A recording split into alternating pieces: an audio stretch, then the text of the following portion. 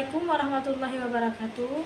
Perkenalkan, nama saya Sarah dengan NIM 2402011192 dari Prodi Manajemen. Di sini saya akan menjelaskan tentang kebijakan moneter Islam. Konsep dasar perekonomian Islam. Konsep dasar ekonomi Islam berangkat dari pemahaman secara utuh dan mendalam terhadap filsafat ekonomi Islam. Karena implikasi dari asas filsafat ini dapat dijadikan sebagai kerangka konstruksi sosial dan tingkah laku sistem, yaitu tentang organisasi kepemilikan, pembatasan tingkah laku individual, dan norma pelaku ekonomi. Nilai dasar daripada sistem ekonomi Islam. Nilai dasar kepemilikan kekhasan konsep Islam mengenai kepemilikan ini terletak pada kenyataan bahwa dalam Islam legitimasi kepemilikan itu tergantung pada moral. 2. Keseimbangan merupakan nilai dasar yang pengaruhnya terlihat pada berbagai aspek tingkah laku ekonomi Muslim. Misalnya, kesederhanaan dan menjauhi sifat pemborosan. Yang ketiga, keadilan sosial. Al-Quran merujuk pada konsep keadilan yang merupakan istilah ketiga di antara istilah-istilah yang paling sering digunakan setelah Allah dan ilmu pengetahuan. Boleh jadi, keadilan dianggap sebagai konsep yang lebih luas, di mana keadilan sosial memperoleh kedudukan utama. Konsep uang dan sejarah kebijakan moneter Islam. Uang dalam ekonomi. Uang didefinisikan sebagai segala sesuatu yang dapat digunakan sebagai alat bantu dalam pertukaran. 2. Fungsi uang. Uang pada dasarnya berfungsi sebagai alat transaksi yang berguna, sebagai refleksi dari nilai sebuah barang atau jasa. Fungsi utama uang dalam teori ekonomi konvensional sebagai alat tukar medium of exchange, dapat digunakan sebagai alat untuk mempermudah pertukaran, sebagai alat kesatuan hitung unit of account untuk menentukan nilai atau harga sejenis barang, dan sebagai perbandingan harga satu barang dengan barang lain. 3. Sebagai alat penyimpan penimbun kekayaan atau store of value, dapat dalam bentuk uang atau barang. Teori perilaku uang. Yang pertama, teori moneter klasik. Teori permintaan uang klasik tercermin dalam teori kuantitas uang atau MV sama dengan PT. Keberadaan uang tidak dipengaruhi oleh suku bunga, tetapi ditentukan oleh kecepatan perputaran uang tersebut. 2. Teori Keynes. Menurut Keynes, motif seseorang untuk memegang uang ada 3 tujuan, yaitu transaction, precaution, alternatif, keperluan berjaga-jaga, dan spekulatif motif. Motif transaksi dan berjaga-jaga ditentukan oleh tingkat pendapatan, sedangkan motif spekulasi ditentukan oleh tingkat suku bunga. 3.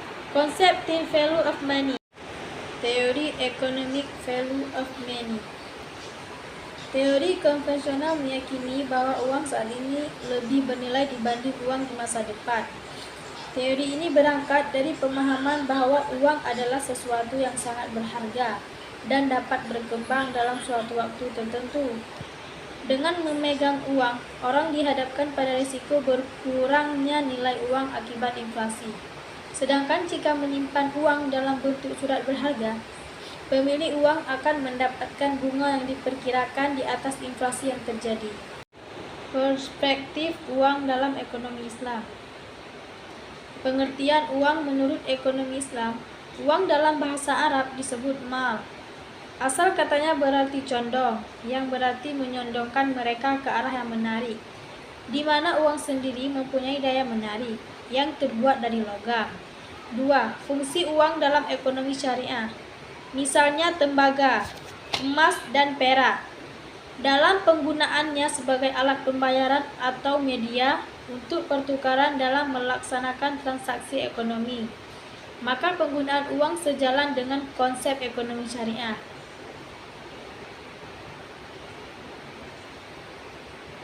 baik karena dalam kegiatan transaksi perniagaan.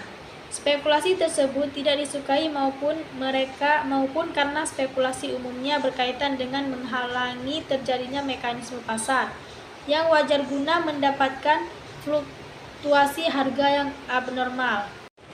Kebijakan moneter dalam ekonomi Islam. Pengertian kebijakan moneter. Kebijakan moneter adalah kebijakan pemerintah untuk memperbaiki keadaan perekonomian melalui pengaturan jumlah uang beredar untuk mengatasi krisis ekonomi yang hingga kini masih terus berlangsung bila dicermati. Krisis ekonomi yang melanda Indonesia juga belahan dunia lain sesungguhnya dipicu oleh dua sebab utama yang semuanya terkait dengan masalah uang. Dua sebab utama krisis ekonomi. 1. Persoalan mata uang, di mana nilai mata uang suatu negara saat ini pasti terikat dengan mata uang negara lain. Misalnya rupiah terhadap dolar AS, tidak pada dirinya sendiri sedemikian sehingga nilainya tidak pernah stabil. Karena bila nilai mata uang tertentu bergejolak, pasti akan mempengaruhi kestabilan mata uang tersebut. 2. Kenyataan bahwa uang tidak lagi dijadikan sebagai alat tukar saja, tapi juga sebagai komoditi yang diperdagangkan dalam bursa valuta asing dan ditarik keuntungan interest alias bunga atau riba dari setiap transaksi peminjaman atau penyimpanan uang. Strategi kebijakan ekonomi Islam. Permintaan terhadap uang karena motif spekulatif pada dasarnya didorong oleh fluktuasi suku bunga pada perekonomian kapitalis. Suatu penurunan dalam suku bunga dibarengi dengan harapan tentang kenaikannya akan mendorong individu dan perusahaan untuk meningkatkan jumlah uang yang dipegang. 1. Penghapusan bunga dan kewajiban membayar zakat dengan laju 2,5% per tahun tidak saja akan meminimalkan permintaan spekulatif terhadap uang dan mengurangi efek suku bunga terkunci, tetapi juga akan memberikan stabilitas yang lebih besar bagi permintaan total terhadap uang. Kebijakan moneter pada masa Rasulullah SAW. Pada masa pemerintahan Nabi Muhammad SAW, kedua mata uang tersebut diimpor, dinar dari Romawi dan dirham dari Persia.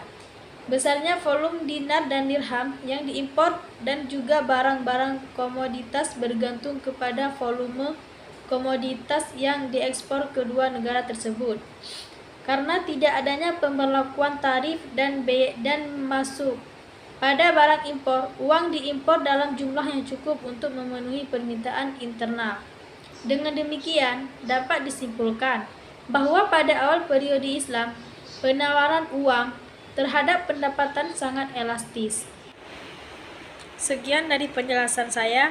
Maaf bila ada kata saya yang salah. Saya akhiri. Wassalamualaikum warahmatullahi wabarakatuh.